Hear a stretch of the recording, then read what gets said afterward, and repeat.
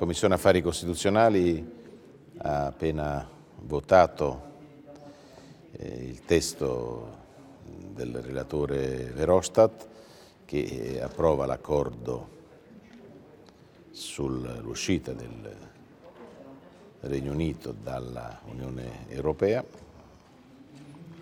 con 23 voti a favore, 3 contro e nessuna astensione.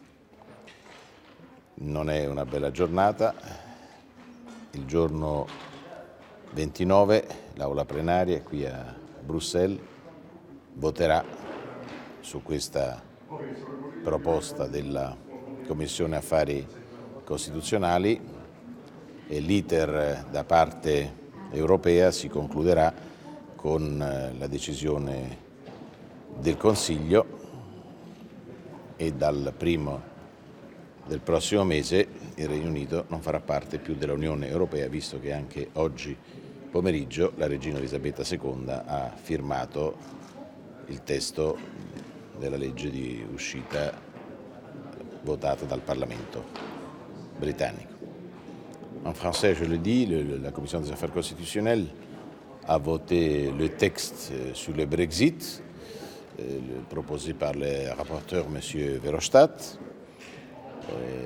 On a voté pour en 23, 3 contre, pas d'abstention. Le 29, le Parlement européen en session plénière ici à Bruxelles, à 6 heures de l'après-midi, votera le même texte. Et après, le Conseil va conclure avant la fin du mois avec sa décision. Et depuis le 1er du mois de février, le Royaume-Uni sera dehors de l'Union européenne. Aujourd'hui, la reine Elisabeth II a signé la loi du Parlement britannique et donc on est en train de conclure ce processus. Après, on commencera avec le travail pour avoir un accord pour l'avenir avec le Royaume-Uni. Donc, ce n'est pas une fête aujourd'hui, mais on a respecté la décision des citoyens britanniques. Maintenant, il faut travailler pour avoir un accord en amitié avec le Royaume-Uni. The Constitutional Affairs Committee voted in favor the proposal of Mr. Verhofstadt on the Brexit.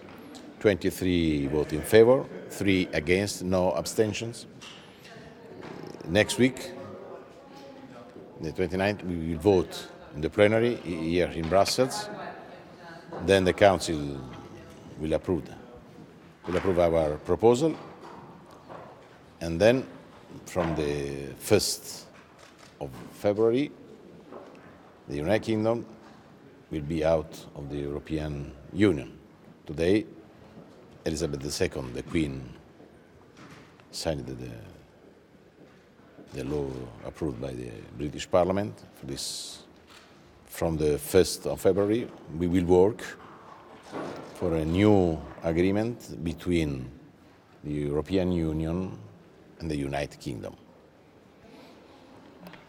So you said you'd miss many of the British MEPs. Will you miss the Brexit Party MEPs as much as the others? There are debate today before the vote. Of course, there are different positions, and the position of the majority is in favor of the unity of the European Union. For the majority, large majority, is not a good day. For the support of Brexit, is a good day. It is the democracy. There are different positions, but the super large majority voted in favor of Verhofstadt and supported the proposal of the rapporteur, the European Parliament. We are Europeans, we want to stay in the European Union. For us, Brexit is not a good choice, but it's a choice. We respect the decision of the British citizens. L'Union européenne perd un membre important. Comment est-ce qu'elle peut s'en remettre? Vous êtes inquiet pour la suite? Non, il faut aller de l'avant. On est en 27, il y a aussi 2 pays qui demandent d'être membres de l'Union européenne.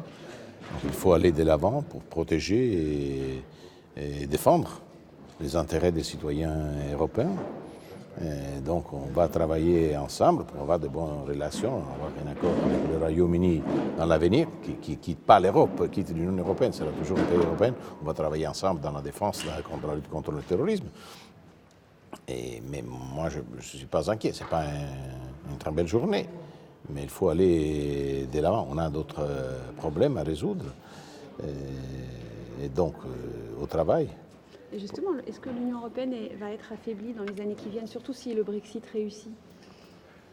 Mais non, pas affaibli, mais je ne suis pas content. Ils ne sont pas contents. Est-ce que l'Europe va être affaiblie si le Brexit réussit, si les Anglais réussissent en dehors de l'Union européenne?